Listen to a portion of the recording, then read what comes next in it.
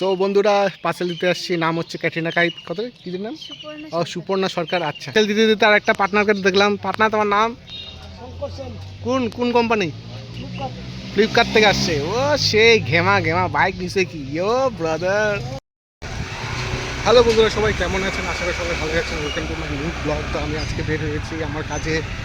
So পুরো বাপরে, এই যে পাড়ায় পাড়ায় যে বামগুলো যে করে রাখছে না, মানে কি আর বলবো।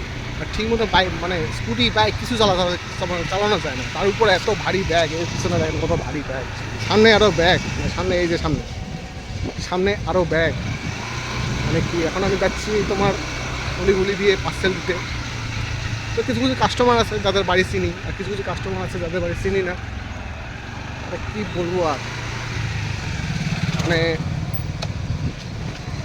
কিছু কিছু কাস্টমার তো এমনই আছে যে ফোন রিসিভ করে না। ভাই রিসিভটা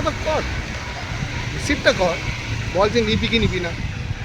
কিছু কিছু কাস্টমার এরকম আছে যে ক্যান্সেল করবে তো আগের থেকে বলবে না, বা একদম বাড়ি যাইতে লাগবে, পার্সেল দেখবে তারপর ক্যান্সেল করবে। ভাই ক্যান্সেল যেহেতু করবি ফোনে বল যে আমি ক্যান্সেল করবো না। ভাই টাইকে নিয়ে ক্যান্সেল করার কী দরকার?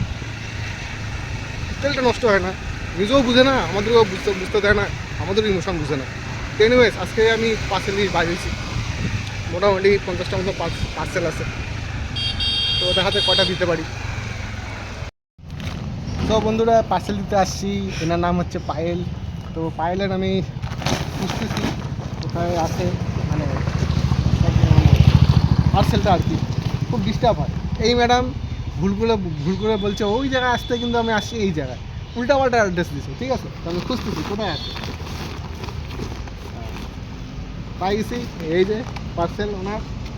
তো ওনার পার্সেলটা আমি দিচ্ছি। তারপর পায়েল রায়কে পার্সেল দেওয়ার পর আমি চলে আসছি রঞ্জিত রায়কে দেওয়ার জন্য। এখানে রঞ্জিত রায় আছে, ওনার স্ত্রী আছে, দিচ্ছি। ওনার দাম হচ্ছে 131 টাকা।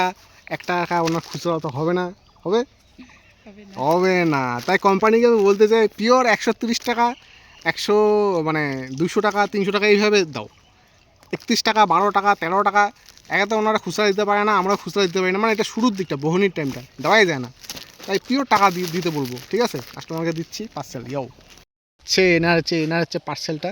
তো ইনি স্যার বলবে তোমার প্রিয় খাবার কি?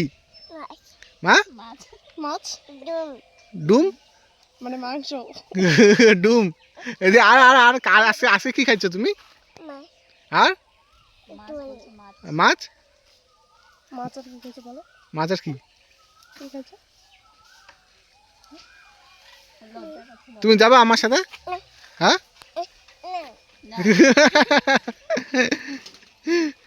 তুমি স্কুলে পড়ো? এদিকে তুমি স্কুলে পড়ো? হ্যাঁ, তুমি স্কুলে পড়ো?